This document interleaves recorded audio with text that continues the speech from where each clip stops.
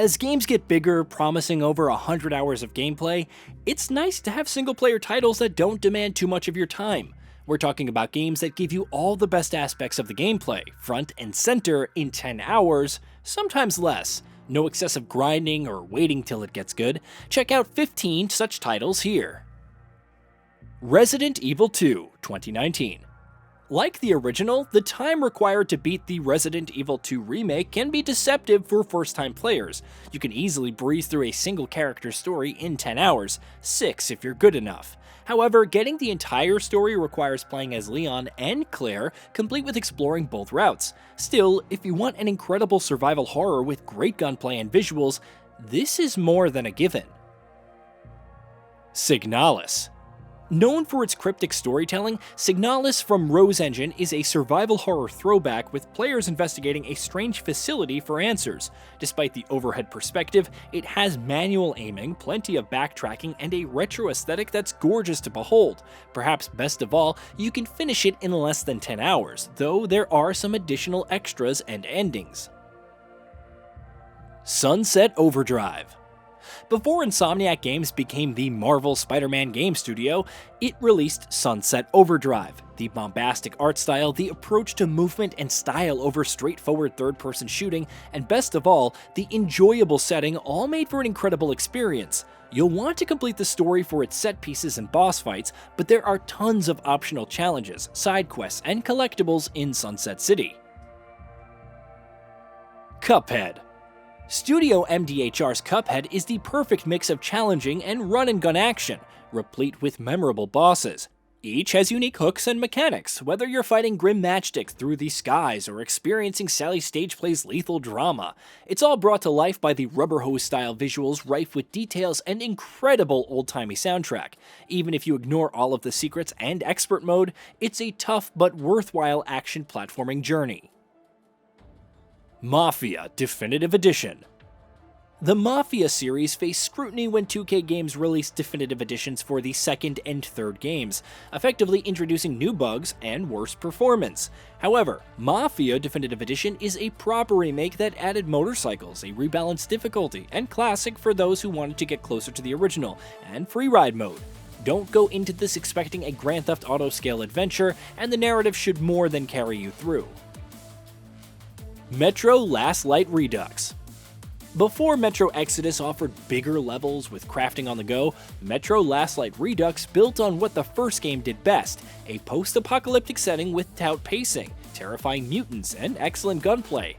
As Artyom, players are caught up in a civil war sweeping the Metro and must sneak, assassinate, and slay their way to survival. Be careful though, as a morality system will influence the ending. Wolfenstein 2 The New Colossus. Machine Games' sequel to Wolfenstein The New Order has some nagging concerns with its level design, but the storytelling, characterization, and gunplay are fantastic. The campaign sees BJ Blazkowicz on a journey once more to battle the enemy by unloading copious amounts of bullets into their foot soldiers, whether you play stealthy or not. From Manhattan to Venus, there's much to see in this epic campaign. Perhaps the only real downer is that it's followed by Wolfenstein Youngblood. Super Mario Bros. Wonder. You can complete Nintendo's acclaimed Super Mario Bros. Wonder within 10 hours or so, and that's very much intentional. The side-scrolling platformer is rife with incredibly designed levels and excellent new power-ups like Elephant Form and the Drill Hat, while the Wonder Flowers dramatically change levels in trippy and exciting ways. Still, those who want more can collect all the flower coins, Wonder Seeds, and more while experimenting with different badges. Gears of War 3. Gears of War 2 was beloved but came dangerously close to jumping the shark at many points. Gears of War 3 brought things back on track while introducing new mechanics, weapons, enemies, and impressive set pieces to set up the potential end of the world. If you're only in it for the storytelling, there's more than enough great content. However, the revamped Horde mode and its tower defense-like mechanics also provided plenty of reason to stick around.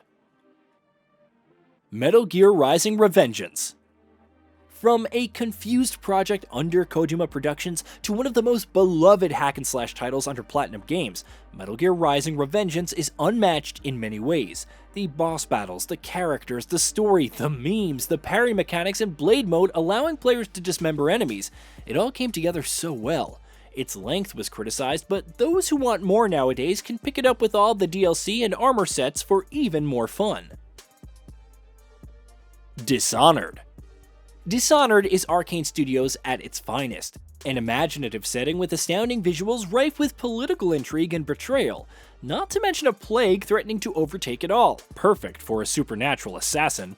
As Corvo, the framed bodyguard to the slain Queen of Dunwall, players were tasked with discovering the truth. It meant lots of sneaking and slaying, but you could get creative with your approach, acting chaotically or bypassing missions without ever being seen.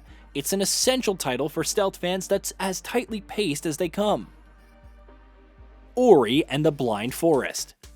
As beloved as games like Hollow Knight can be, it's nice to have options that don't demand around 30 hours to experience the story, like Ori and the Blind Forest. Of course, it also doesn't hurt that the aesthetic and music are simply awe-inspiring, or that the level design is meticulous and the controls responsive.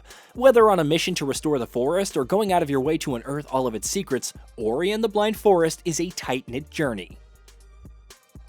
Hellblade: Senua's Sacrifice. With Senua's Saga, Hellblade 2 being about as long as the first game and promising a focused narrative, it's easy to forget just how great Senua's Sacrifice is. Roughly 6 years later, it still boasts cutting-edge visuals and facial expressions with an emotional narrative centered on Senua's tortured state.